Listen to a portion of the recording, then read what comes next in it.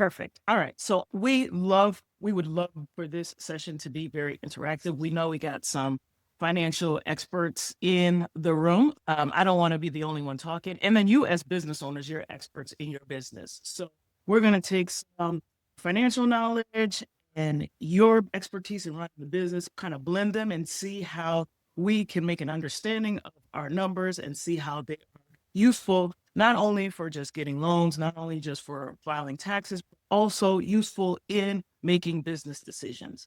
So this is session one of a three-part series discussing understanding your business numbers. And the first session, we're looking at the profit and loss statement or income statement, P&L, used in has several names. And if you're in the nonprofit world, it could be called the statement of activities. And the number one question that we're asking today is, are we profitable? And so to start off, business owners, when they usually come to me, they're killing it. They're like the business. I would love to know the types of businesses that you all run as well. That would be great. And I can't really see the chat, so if you can monitor the chat, that would be great. So I know someone makes cakes. So yeah, they'll come to me. They say, "Hey, I'm making cakes," or "Hey, I'm a consultant." "Hey, I run a nonprofit," or I have a restaurant. Work in the business, it seems to be growing. I seem to be making money, but I don't really know if I'm profitable. I don't really know if I'm making money. I don't really know what my numbers are. And so that's usually the starting place where we get and we get to help the client understand what the numbers mean and how the numbers can be used in the financial statements to make business decisions. And so usually they come with a feeling, just like, I know I'm making money, but I don't feel like things still feel tight. And so we dive into the numbers and see what those numbers are saying and see if there's any decisions that we can make to, first of all, bring clarity, but then second of all, be empowered by the numbers to make business decisions that can move the business forward and grow if that's desires. This series, we're just going to answer 3 different questions along the way. Today, the question is, are we profitable? But the next section is going to be looking at the balance sheet. We're going to answer the question, are we healthy? And the balance sheet reveals what the business owns as well as what it owes and the net value or the net worth within the business over the life cycle of the business. So that's session 2. Sneak peek to session 3 is, are we sustainable? Looking at that cash flow statement, money coming in, money coming out. So we'll know that there's transactions, all the different things that you do as you operate and run the business, and different things that you're expending, different money that comes in and different money that goes out. They may go on different statements. Everything that you need to know about your business is not just going to be on the P&L. The P&L predominantly is going to show profitability, and profitability, to be truthful, fundamentally, it's a function of IRS code. The IRS code of regulations tell us what income is taxable, what revenue is taxable, and what's not taxable. IRS code tells us what expenses are deductible expenses and what are not deductible expenses. So for instance, for meals and entertainment, you may spend $100, but only 50% of that from a tax perspective is deductible. So the tax code is going to tell you what your profit is, and your P&L can tell you what you owe for tax perspective. And it also is a performance tool. This statement, the P&L basically tells you how you performed in your business for that particular period. You can run it from a monthly basis or quarterly basis, annual basis. You can compare them and see how things changed from period to period and do that analysis as well. So those are the 3 questions. Those are the 3 sessions, a little roadmap of where we are going. But today we're going to look at the P&L. Any initial questions or comments before we dive? All right. So I invite you, if you have access to your numbers, I know you may not have your numbers before you, but if you do have access to your numbers, I invite you to grab them. If you have access to QuickBooks or Wave account, or if you have last year's tax return, or if you have some kind of financial statements that shows what your numbers are for the business, I invite you to grab it, right? To take what you are learning today in real time, run these numbers for your own business, right? And run these, and we're going to look at some metrics and some KPIs and see what those are for your business, right?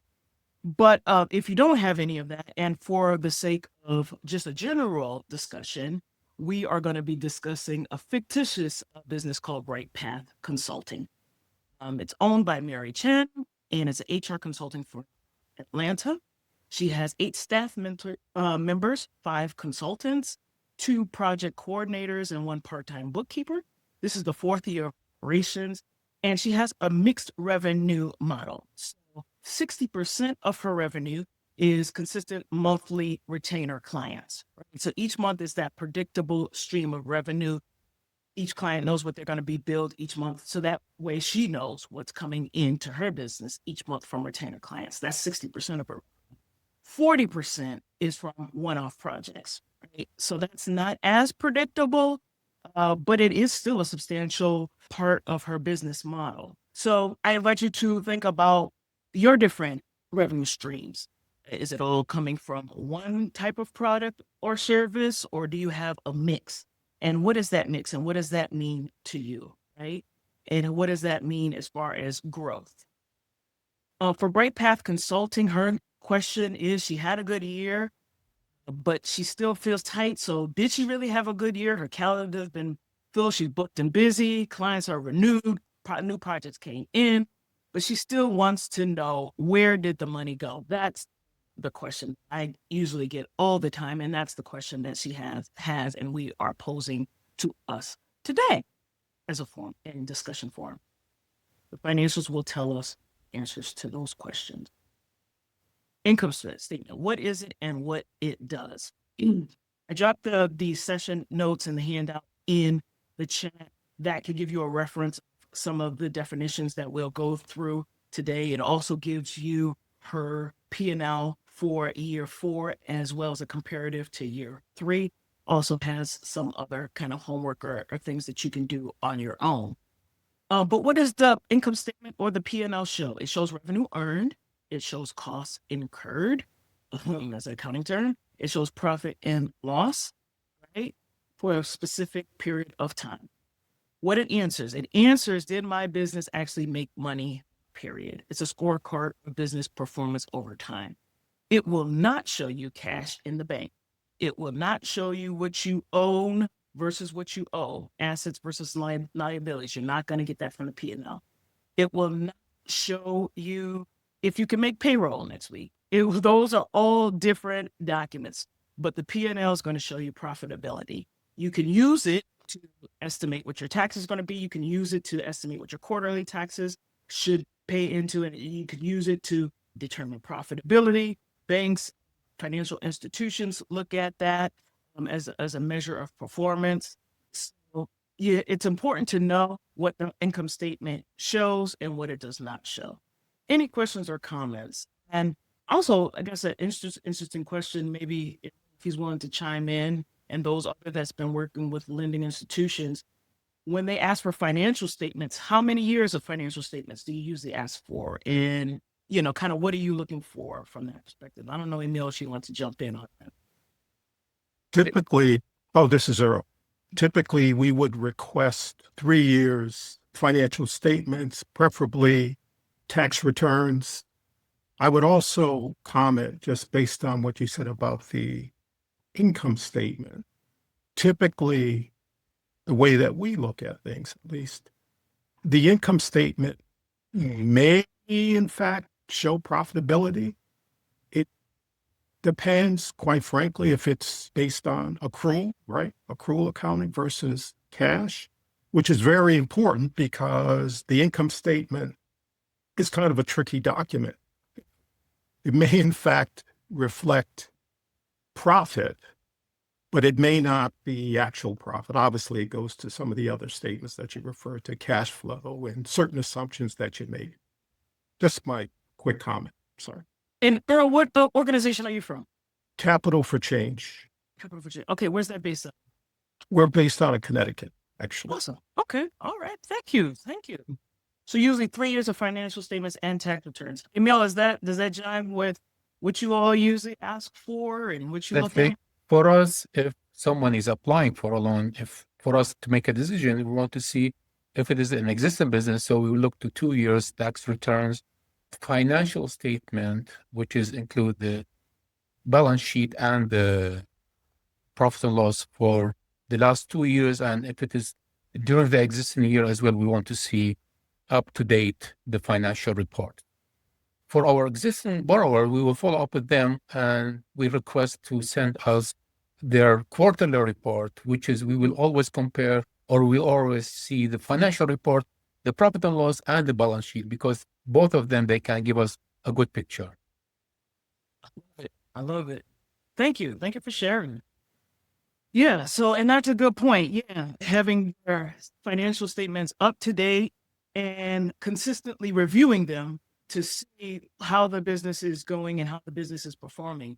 And as Earl alluded to, profit, again, to connect it to what I said earlier, it's a tax computation. So it may show profitability, but it's not, it doesn't show cash. It doesn't show what's in the bank.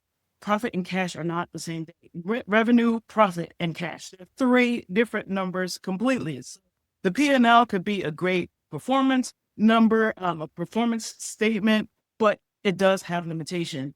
And Earl alluded to this, but we're going to talk about it as well. There's some numbers on there that are non-cash numbers. For example, depreciation, something that reduces revenue in terms of expense and reduces the profit, but it's not actually money out of the bank. You purchase an asset, and from a tax perspective, typically, generally, that the cost of that asset is spread over the useful life of it, depending on what the tax code says.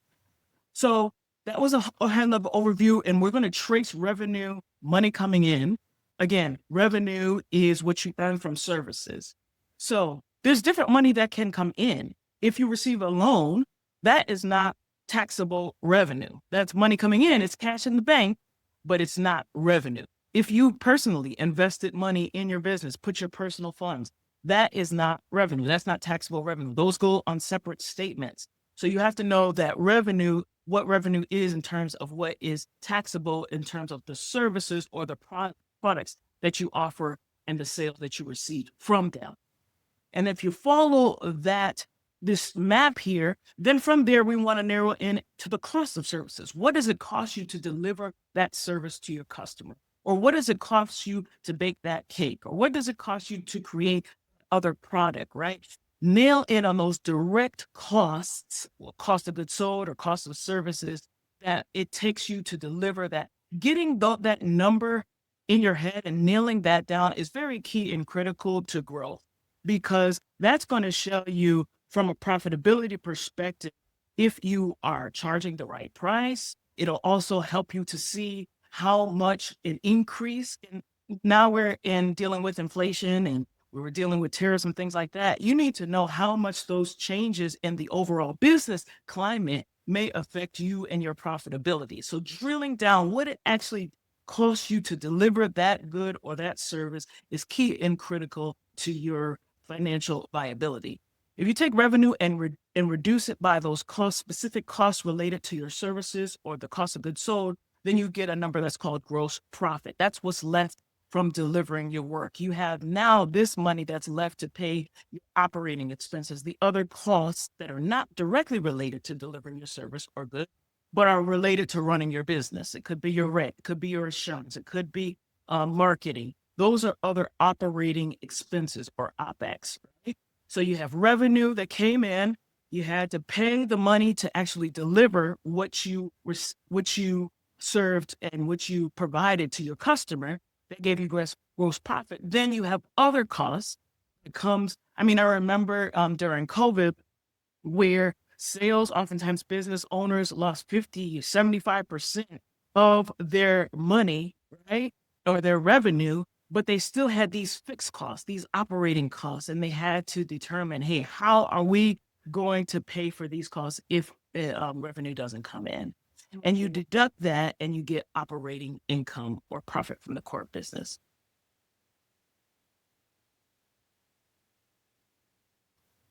I think I see a question here. The question is, could you provide an example of how a service business could calculate costs if physical products are not a factor.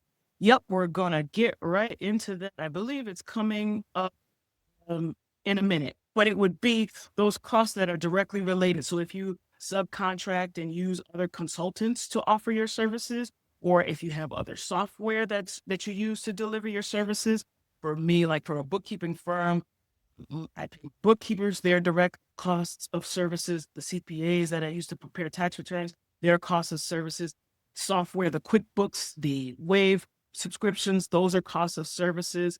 Also, like that merchant fee.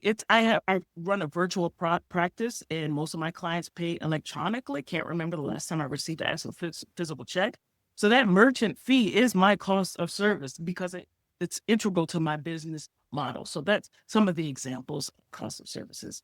But we can get into that a little bit more. Oh, you're welcome. And it's important to see that at each of these kind of curves is a decision point. So when money comes in, you decide, you make a decision on what it will cost you or what particular services that you would use to deliver a product, and also operating expenses. Those are decisions. So we see from the financial institutions, for us numbers people, we see the numbers, but you know the story behind those numbers. And behind those numbers are individual decisions. Someone said that you make 50,000 decisions a day or something like that, right? And so related to your business, who knows how many decisions you make each day, but each one of those decisions are usually reflected somewhere in a line item in your business on one of the financial statements.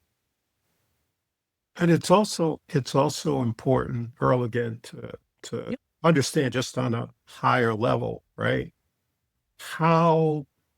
What type of revenue you receive. So when you book a sale, you can book a sale in a variety of ways. It could be cash, or it could be credit. The implications are quite different in terms of a cash perspective. And that also has an impact in terms of your overall profitability, because it goes to the point that you said that you just responded to, certain fees that you have to pay if you're, getting digital payments. It also goes to really how much money, cash, if you will, do you have to run? So just another point. Absolutely. Absolutely. And following along in our example, for example, to your point, this particular business has two revenue streams. They have retainer fee, which is kind of fixed, and projects, which are kind of one-off or variable.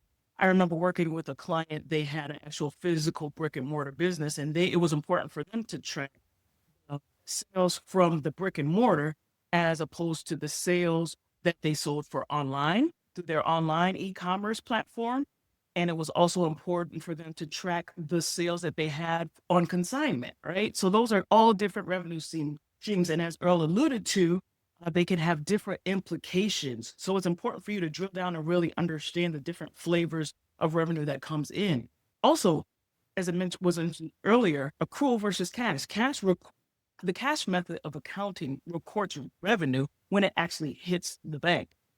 The accrual method of accounting records revenue when it's earned, right? So when you perform that service and you invoice that client, you invoice them, that's booked as revenue. And you could have invoiced them in December, but you may not receive that money, that deposit in the bank, until January or February. If your accrual method of accounting, you're going to record that in December. But if you're cash, you're going to record it in another year. So it's important for you to know that distinction as well as that timing. So also with this, and a fine point, since we're kind of digging deep in, and also drop your questions. And if this these discussions are helpful, please chime in as well. Well, part of that as well is, so here we see with this business owner, the retainer fees from year to year, it increased. Revenue stream from project fees increased, and total revenue increased. What I was getting ready to allude to is if you invoicing your client, if you're not a cash business, if you invoice them, what are your terms? Is the invoice due on demand as soon as you invoice them? Or are you giving them net 15, net 30, net 60. That's important to know the timing on actually when you're getting paid, because from a cost of sales perspective, you're still expending the money to offer that service and deliver that service or deliver that product. But if you're not getting paid 60 days later, that can create a timing crunch that you have to mitigate for. Can I add something? I'm the Sure. owner. Sure. I actually always try to invoice my people to pay before they pick up their stuff Nice. because I am using a product that I had to buy from the store ahead of time, plan my time, and then make the product. So then if it's a little different, like if someone doesn't show up for a meeting and my service is advice, like my service is a product that I already paid for, bought, made, took the time to make. So I always make sure that people pay before. 100% before? Yeah. Awesome. Okay, that's great. Yeah. Yes. So even if you can't get 100% up front, maybe have a 50% deposit or whatever. As much as, Yes. especially if you're front loading costs and it costs you actually to produce that service before it's delivered, then it is Right. a cash flow management mechanism to get something up front. Thank you for chiming Yeah. in. Of Yeah. course, yeah, because there have been a few times where I haven't sent out my invoices and the product's gone out, and I've looked at my account and I've been like, this looks lower than it should be, but it's because I put out a product and I wasn't paid for it yet. So Awesome. Great. Thank you for sharing. And Anyone else? for me, just briefly to add on to that, for me, I have multiple avenues of offerings, depending on the product or the project or if I'm teaching a class or whatnot, depending on that, I either charge 100% upfront or 50% upfront. It's not all one for some makeups of entities. And how do you find what type of clients do you have, and how do you find, what is their receptivity to that? So for instance, for the 100% down, those are my workshops, private lessons. There is involved in all of that is the assumption that the person is actually going to show up. And so I'm working to be prepared for them to be there. And thus I charge 100% down. And for that kind of thing, people never say anything about why or question that. For the 50% down instances, those are more like projects that take longer periods of time, that have cost of goods involved, heavily involved, or some kind of commission where I have to, as the other person said, purchase product beforehand. And so I charge the 50% down, which I think for projects and long-term types of work, that's relatively common to get a percentage down. And I've never had so far, it's not that it's been a long time, but I've never had anyone question that. Good. Awesome. Great. Thank you for sharing. Yeah. And depending on if you're offering service, or say if you have to travel to a client, cost of travel, especially if you're traveling out of state, air travel. I could tell you about my nightmare this weekend with air travel. But those types of things, and lodging and things like that, those go into delivering your service for that particular client. I also have a client that runs assessments, like emotional intelligence assessments. She does some consulting. So those are like upfront costs that she has to incur to buy those assessments and deliver them to the client so that they can run them. And so it's important for her to, as been mentioned, receive a certain percentage of revenue. So. And it also depends on the competitive environment. Ideally, everyone would like to get 100%, paid up front. But if you're in a competitive business and you require 50% when your competitors are, requesting nothing or 10%, it can put you at a competitive disadvantage. So the type of business that you have has a great impact on your ability to determine how much money you expect or you would like to get up front, which is always good. That's the ideal. You're on top of the mountain if you can get 100%. But that may not be the standard sort of practice across the country because of for competitive reasons. For sure. For sure. So oftentimes you have to test the market and see what works in your particular industry and for your particular clientele base. Great points. And particular project as well, as Fox mentioned that he charged 100% for some project, and so for some project 50%. So as well, it is depend on the project that you have. Yeah, absolutely. So be flexible there, but know that each of those decisions goes into it affects your cash flow and the profitability of your business at any particular point in time. We talked about revenue. Let's move to gross profit because we mentioned revenue minus the cost of sales or cost of goods sold or cost of services is your gross profit. And in this particular business, the revenue is reduced by direct consultant compensation. So the consultant that she uses to deliver her services year over year is about $400,000 each year. And then there's some subcontractor fees that goes into her direct cost of sales. And as we mentioned before, there could be other, if you have to, part of your presentation is making printed materials available. That would be part of your cost of sales. We're talking about services, but if you're a product-based business, you know how much your batter and your milk and eggs and I think we have a candle example, how much your wicks and your waxes and things like that. So your revenue minus cost of services is your gross profit, and a percentage of the gross profit divided by revenue is your gross margin. Okay. So revenue minus cost of services is the gross profit. Then you take that gross profit number divided by the revenue number, and that's your gross margin in a percentage form, right? And so for this particular business, the gross margin held steady at 59%. Revenue held steady or grew by 12%, right? Again, we'll talk about why she kind of felt tight, but she, in layman's terms, for every dollar that she received in revenue, 59% of that was kept after she paid 41 cents to cost of service. So 41% of revenue goes to delivering the services, and then 59% was left to pay the other costs that we'll talk about later.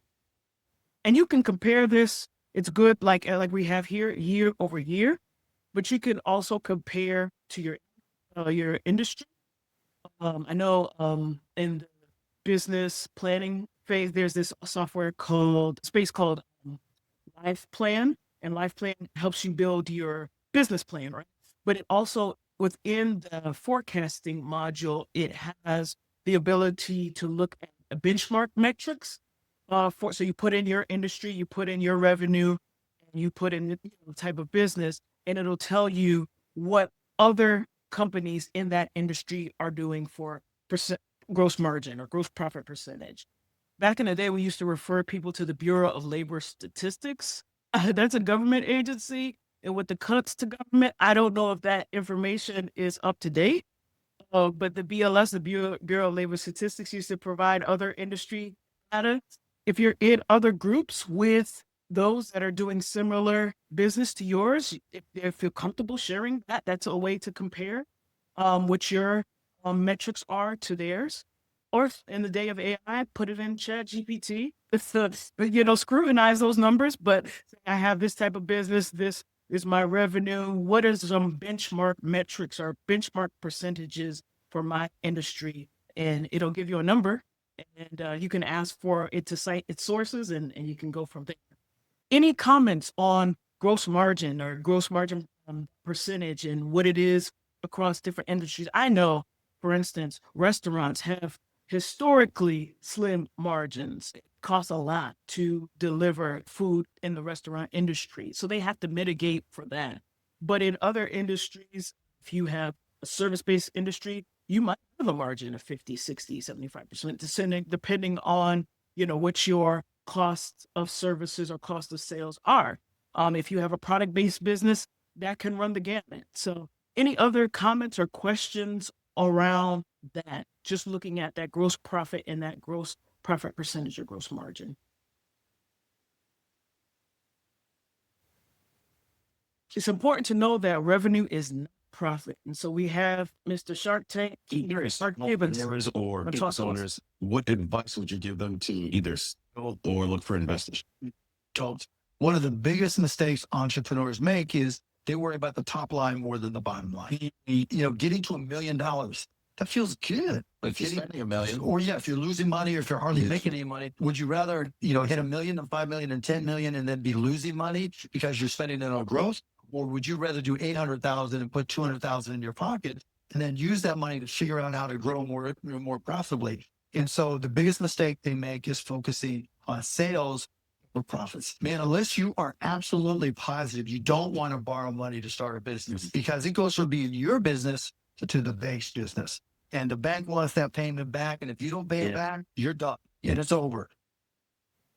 So Mark's talking from like a high level venture capital perspective, but the gist of that is just trying to help you to know that revenue is not profit. People can oftentimes, in my circle, we say revenue is for vanity, profit is for sanity, right? So revenue, they like kind of boast of that big revenue number, but how much are you spending to produce that product or service? And then how much is left over at the end of the day, right? So revenue equals profit. So it's important to know the distinction between that and what drives those. This is a simple example of a product-based business. Now, the sales price is $40 for the candle. The cost between the wax, the jar, the fragrance oil, the packaging, direct labor is $25 for each. And so the gross profit per product is $15. And that's a 37.5% gross margin. And that's important. That goes to your last point regarding gross margins. It goes to Mark's point. So if you're on the top level revenues and you ultimately have a gross margin of 5%, it gives you some indication on a direct cost perspective as to whether or not this business is profitable. So again, to your point, which was very good, gross margin is important because it gives you some indication of your path toward ultimate profitability. For sure. And if you have an exit strategy in mind and you're looking to eventually sell your business, most of the time, those that may be looking to buy your business, they want to know, what does it cost you? That gross profit percentage, that gross margin is super important because the fixed costs, they can change it. They can move the location. They can work with all those other fixed costs. But what does it actually cost you to deliver your goods or your service? So it's key and critical to drill that down and know what drives those numbers either up or down. We looked at a product-based business. This is a service-based business, similar to what we were talking about earlier. These are the specific costs that may go into cost of sale for your type of business. And if you can think of any others for a service-based or product-based business that goes directly into your cost of sales, I'd be willing to chat and hear from you. But knowing your cost of sales is key to understanding true profitability. That's gross profit, gross margin. Now, underneath that, you'll see it in the handout. We have it here. These are more so your operating expenses, maybe called fixed costs. These are the other costs that are involved in running your business. And maybe we'll get to it. We're going to talk about break-even point as well. Using that fixed cost, using that gross profit margin, and figuring out what point is going to actually take you in terms of a revenue target to actually not lose money, to be at zero and then start to make money. But when we talk about operating expenses, salaries, other salaries and wages, rents, utilities, softwares, marketing, professional fees, insurance, depreciation, miscellaneous. As a former tax auditor, that miscellaneous was always scrutinized, right? So be careful what you put in miscellaneous, right? You want to make sure you know what's going in there, right? But these are the other costs that it takes to run the business. in a service-based business, salaries is usually going to dominate as far as the cost and percentage. Now, with AI, they're saying that we're going to be replaced by chatbots or what have you. But as of right now, we actually use people, all right, to deliver our service. Generally, typically, we can leverage AI, of course, but typically that's salary. What it costs you in terms of salaries, but also benefits. If you have full-time employees and you have to offer benefits and different things like that, that's going to go into the people costs of your business. And that usually would be a large. So if you're looking at metrics, yeah, definitely lay down your gross margin, but also take maybe your largest line item of your P&L and measure that as a percentage of revenue and see how that changes and see how that moves from time to time and see how that's impacted through the relative seasons of your business. Every expense, so for this particular business, every expense category grew year over year, but it was proportional, right? So there wasn't any big changes in the expense categories, disproportional changes in the expense categories. But for your particular business, it might be good to look at that. So if in one particular year you spent money on marketing, you invested heavy in marketing, maybe in running ads, or maybe in building out a website, or maybe in lead generation, right? And so you want to know, all right, yes, I see the cost, but what was my return on investment? Based on that increase in cost, how much did my revenue increase? Was it proportional? Did I get some money back on that? Or maybe you revamped your whole technology side of your business. All right, you saw that increased, but how did that impact your revenue? So this is how we can kind of use and drill down on these numbers and see how it affects the overall well-being of your business and use these numbers to make business decisions. It kind of is a objective decision maker, right? So if, I'm really keen on, hey, I really wanted to invest more in these ads, but if it's not paying off in revenue, then maybe I have to find another way to market the business. Make sense?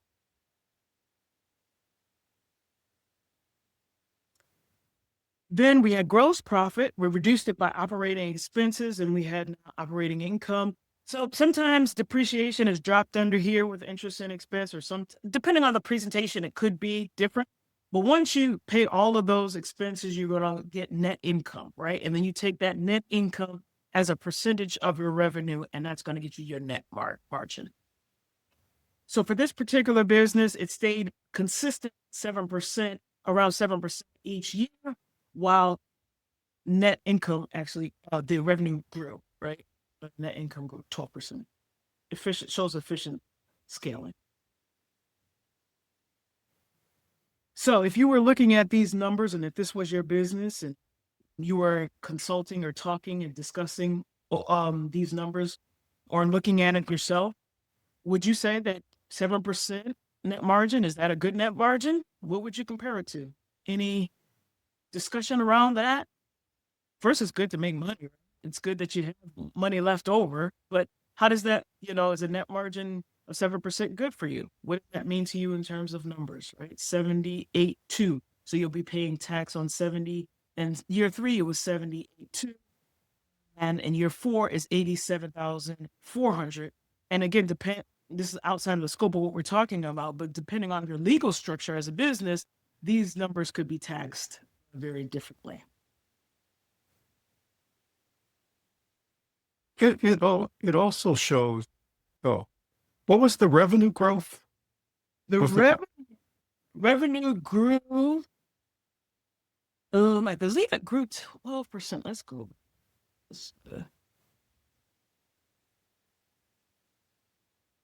Revenue grew 12%. Right. So revenue grew 12%. Mm-hmm. The actual net income margin nominally declined because it was 7.1% and it went to 7%. So, I mean, as I look at overall efficiency and profitability, you're not necessarily getting a bang from the buck. So you grew 12%, your profits nominally decline. And normally when you grow your revenues, you would expect, if there's some efficiency improvement, right, in the expenses, could be in your direct or operating expenses, you would expect the margin to increase a bit. That would be my observation. I could be wrong. That's a good point. Good point. Any other thoughts or observations on that? Cool.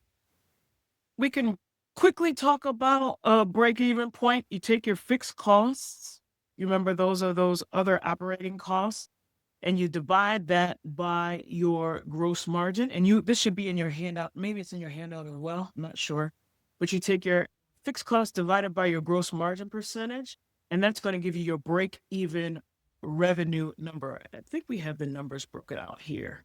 Yeah. So for this business here, the fixed cost in year 4 was $645,000. The gross margin was 59.3%. And that gives us a break-even point of about a little over 1 million. And we know from the financials that the actual revenue was 1.2 million. So they, of course, were profitable. But that break-even point will help you to know at what point you're actually able to pay all the bills and you're not at a loss. And then at what point now you're going to start to make revenue or profit, right? Profit. And then also you could break that down. So saying if the revenue number was 1 million and you knew that it cost you, so 1 million, so say $1 million annual revenue, that's about 83,000 monthly revenue. And say your average consulting client pays you about 12,000 per month. That will let you know 83,000 divided by 12,000 per month will let you know you need about 7 clients paying consistently per month to break even, if that's your business model. So you can use that number, use your break-even point, use your target break-even revenue to reverse engineer what you would have to do in terms of sales to hit that break-even point. And then if you know what it costs you to either acquire new clients, then you can decide whether it's worthwhile to invest in getting more new clients. Or if your market or if your clients can sustain it, would you have to maybe increase the price that you're charging? If your clients can sustain it, increase the revenue and get to that place where you can meet those target revenue numbers. So the break-even point is a good tool to help you to know where you are in terms of that point where you start to make money. I'm going to drop the handout in the chat one more time as requested. And we'll send these via email as well. Thoughts on the break-even point? Do you as a business owner know your break-even point? Have you computed that? Be interested to know. Anybody in the audience know their break-even point? Have you run the numbers before? I've done mine before. Okay. Did it surprise you or was it pretty much what you knew? It's also interesting too because I had to make sure I didn't count the days we were closed. So I had to subtract 8 days out of the month. So I figured out what I needed to make daily between my walk-in customers and my custom orders. So it definitely is very helpful. Great point. Because if you have walk-ins, then you have to know, all right, what is the normal foot traffic around here?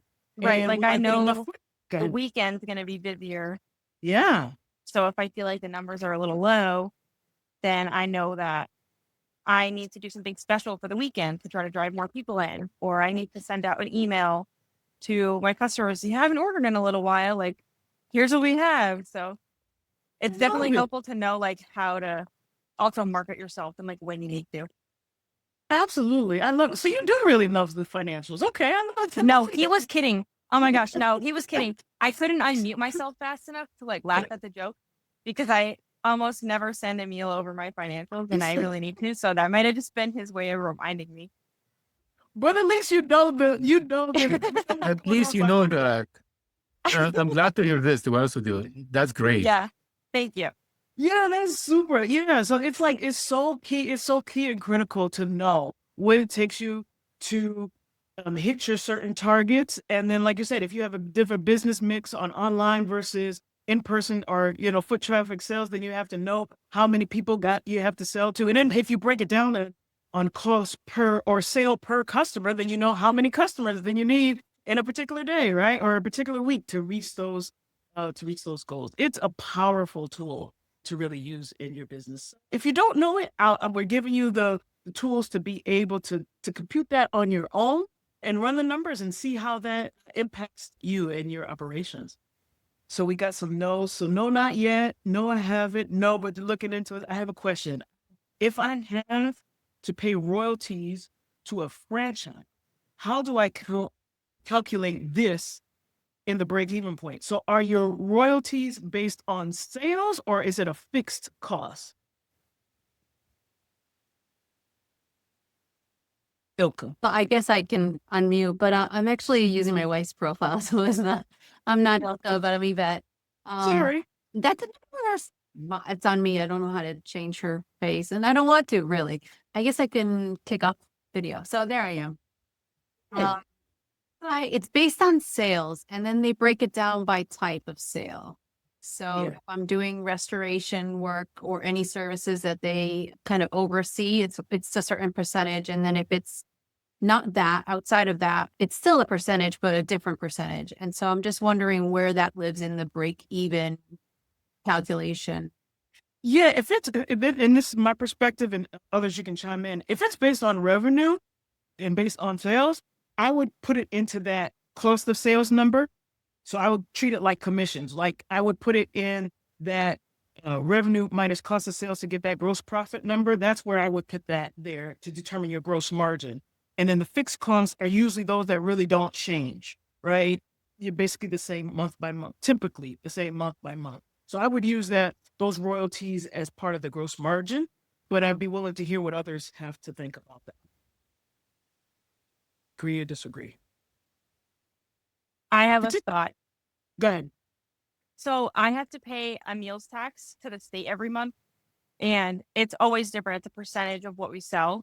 And so I have a second bank account that I have for just meals tax. And so then at the end of the month, I already know like exactly what I have to pay because every day I move the money over into that other bank account. That's a great practice, first of all. Yeah, I'm certified in profit first methodology, and we like to use the different bank accounts for the different things. Yeah, I found it very helpful. Yeah, and having a separate account for the taxes, particularly the meals tax, I think is great. But because the meals tax is based on revenue, I still would put it under the gross margin percentage. I think so too. I would agree with your assessment. It sounds more like a gross revenue, gross profit type of item. Yeah. That's what I would say. Even though you have a fixed amount that you're moving over from a cash flow perspective, that's different from a profit perspective, right? So from a profit perspective, I would use it. I would put it in your gross margin. Emil, I know we're getting close to time, so I don't want to go over, but I'm open to any questions, last minute questions. Any question? I would also say, just following up very quickly on your last comment, part of financial sort of wellness, if you will, is that it's iterative. So you may not create the perfect model initially, but you improve on it. You get better data, you get better information. So I would not emphasize being perfect, Yeah. although we want to be perfect, Yeah. because things change and you have to adjust. The adjustment is the most important part. That's a fantastic point. Because even when we use something like Profit First, we work business owners through that methodology with using the separate accounts and segmenting certain percentages to certain accounts each month. we know that in real life happens. So when it's not set in stone concrete, you have to be flexible. Any system that you have to be flexible. And that's just an absolute, in business in general, it's great to be flexible. This climate today, like who would know that all these different things would converge all in once? Who could predict it? COVID-19, right? So you have to be flexible in that. Emil, I don't know. Yeah. I have some Nope. these are final points, takeaways, but I'll throw it back to you, Emil, if you have any closing remarks. And you all are going Thank to get you the so much. slides and the handout. So you would say, this is what I want to ask. You would send the slide and the handout, and I will email them to everyone here in this room.